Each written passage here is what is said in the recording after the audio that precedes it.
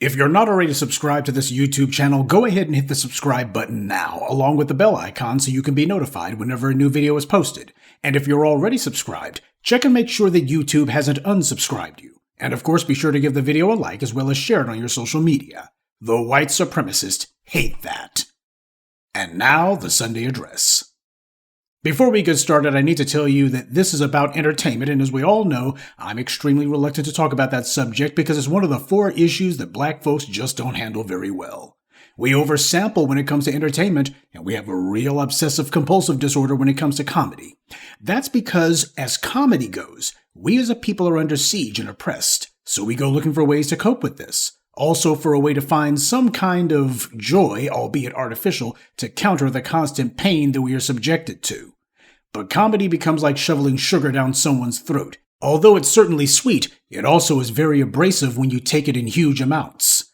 Now, for this discussion, I'm not going to be putting Katt Williams' name in the title or the tags of this Sunday address. In fact, I'm going to do what I can to avoid mentioning his name at all, because this isn't about him so much as the things that he said, and the real discussion that he's actually begun. Yes, I did watch his interview with Shannon Sharpe. Considering that there were certain people who apparently didn't like what he had to say, it made it where I had to check it out just to see what it was about. Now, he didn't tell us anything that we didn't already know, but the truth is, you can't call out a rotten situation unless you got the guts to put a name on it, and he certainly did put some names on it. Folks love beefing and gossip, and I don't want to play into any of that, but the fact is, he was so open in putting it out there, well, I'd be lying if I said that I wouldn't want to see that become habit-forming. Now, no matter where you stand on this particular incident, whether you feel that he was fighting the good fight or just being messy, I think that it's good and that people need to understand that the white media, white power in general, specializes in picking winners and losers. That seemed to be the gist of what he was talking about. What white power does, it selects who's going to be called the winners, who's going to be the losers, who gets rewards showered on them, and who gets ignored. And you can't really underscore that enough. Keep in mind, being able to assign who's the winner, being able to arbitrarily say you are the one who's going to be rewarded, that is a crucial part of how white power incentivizes obedience. Yes, white power uses a stick a lot, but it wouldn't get very far if the only thing it had was sticks. White power understands the need to have carrots, too. And of course, because people usually pursue the path of least resistance, when white power decides to give somebody some rewards, people look and say, oh, I'm just going to copy what this person over here did, sucking up and all, and I can go ahead and get myself some quickie rewards too. White power will declare me a winner. That's why we see this kind of behavior going on so much, even among people who ought to know better. If you see someone who the white media is putting a spotlight on, and it's not attacking them, but instead celebrating them, that's because white power approves of them. Now, before anybody asks, no, I don't know whether or not the criticism leveled against Kevin Hart was necessarily 100% accurate, though I think we can all agree that him running around in a dress, or dresses, wasn't a good look. And I think that we can also all agree that white power definitely made Hannibal Buress a thing after he helped set Bill Cosby up to be scapegoated, demonized, and incarcerated. Hannibal Buress couldn't get mugged on Fifth Avenue, but all of a sudden he was popping up with cameo roles in movies. But that didn't last very long, and he's now been returned back to the obscurity from which white power plucked him. Without talent, you won't have staying power, that's the moral of that story. And it's the same thing with Amy Schumer and Sarah Silverman and the rest of these bottom feeders. Talentless people who for some strange reason seem to get all of these appearances on the talk shows, and they always seem to be the belle of the ball, and the white media covers their asinine little movies, even the ones that are straight to DVD. They just get all of this disproportionate attention, and they certainly aren't getting attacked, and that's because there's a certain amount of esteem that needs to be maintained for certain people. There's no need to do a blow-by-blow about the people Katt Williams talked about. I'm sure lots of people will want to quibble about it, but what we can't argue with is that the white media is a laboratory for how power programs the minds of the masses, and it's also a playground in which power indulges its own sick impulses. So when you're watching these movies and TV shows and seeing these smiling frauds telling you how hard they work to get what they got and to get where they are, like Juliana Margulies did, then you need to ask yourself if the person saying all that is truly the most talented, hardest working person that the studios could find, or were they the person who was willing to play ball the hardest? That was definitely a point Katt Williams himself made that was valid, largely because it's completely inarguable. When somebody has sold their soul, their number one priority is to convince you that they haven't. Now, when I hear something like that, first thing comes to my mind is somebody like, say, Dave Chappelle.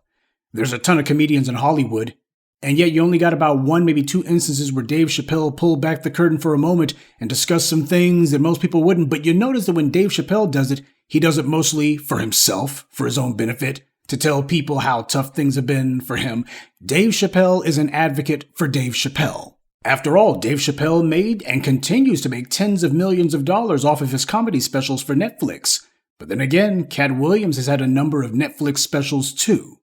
I'm not trying to put a crown on anyone. What I'm talking about is the subject in general. D.L. Hughley should have dropped these truth bombs. After all, he likes to kind of fancy himself as someone to be taken seriously when he speaks on certain social issues. But when Harvey Weinstein was being exposed, you notice that all of these so-called comedians who were willing to speak truth to power, they were the ones staying the most quiet. Yes, the white media moguls who they depend on would be exposed, but let's be honest. These so-called celebrities are really scared that they themselves will be exposed. After all, a lot of them have been the beneficiaries of the status quo. Comedy is different from most other forms of entertainment in that it's a one-man show. It's performed in tiny clubs, auditoriums, stadiums, late-night TV shows. You can compare it to singers to an extent, but singers don't hope to get a TV show or become movie artists. See, comedy is in this weird middle ground between singing and acting. But if you're one of the lucky few who can get into the walled city, you can make a lot of money very quickly. And tragically, there's no lack of people who are willing to sell their souls to get that check, or perfectly willing to sell other people up the river, like Hannibal Buress did with Bill Cosby. I like the idea that when people try to turn on the television and they want to call themselves watching a comedy show, or they turn on their favorite streaming service, or go to the movies, I like the idea that they get uncomfortable about what they're seeing. Because instead of them thinking about laughing or being amused or being otherwise entertained or taken away for a couple of hours, instead they're thinking, hey, this person in front of me, wonder how much their soul went for. Wonder what they had to do to get on that stage. Wonder what they had to do to get that check. Me, I like it when people think that way. I don't like the idea that people just get so caught up in whatever entertainment that they're watching that they forget that, as I've always told you, where the white media is concerned, they're not in the business of entertainment. They're in the business of mind control. And that control doesn't just extend to these sock puppets that you see on your TV or telephone screen. It also extends to the public as well. White supremacy understands the need for duality, that when they send out their little messages, it has to work on a variety of different levels. Do not ever underestimate the sophistication of the enemy that we face. Now again, I'm not here to cheerlead for or against Katt Williams. I don't watch comedy, and I don't know Katt Williams well enough to do anything in that regard. And yes, he said that Ice Cube was okay in his book. I can only assume he didn't catch Ice Cube's love fest with Tucker Carlson. But I do know that, even if only for a week, he did do something that was loud enough and bold enough and noisy enough to cut through the white media filter and to force a conversation and a discussion on this issue. My question, though, is, now that this thing has been blown wide open in a way that hasn't happened before, what are the people out there, the masses? I'm talking about you in the sound of my voice. What's your response to this going to be? Is it going to be back to business as usual? It's all one big game. It's all entertainment. It's all just happening on a screen. Well, that was just him, but that shouldn't get in the way of me watching the next whatever. Or is this going to be the beginning of some change when it comes to the audiences? I think the time will tell, but if the past is any indication, well, regardless of whatever temporary variance there may seem to be at the moment, we'll get back to the status quo soon enough. Because it's not these suck-up celebrities who are the ones who need to change their ways. It's the audiences who keep plunking down their hard-earned dollar, either to see some movie, taking out time to watch a TV show, putting their cash into a streaming service. That's what powers this machine. That's what empowers these forces that we're up against.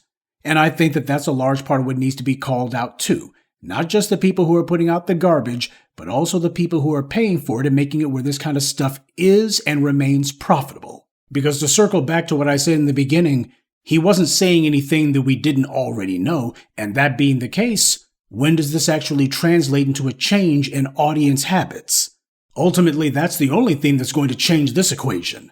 If you think that simply having one outspoken individual do a couple of hours on an interview is going to change anything, you tuned into the wrong show. But still, you got to give the man credit in that he spoke up without reservation, and he did so in a way that was loud enough to be heard. He's willing to take the slings and arrows that go along with that, and I do respect that.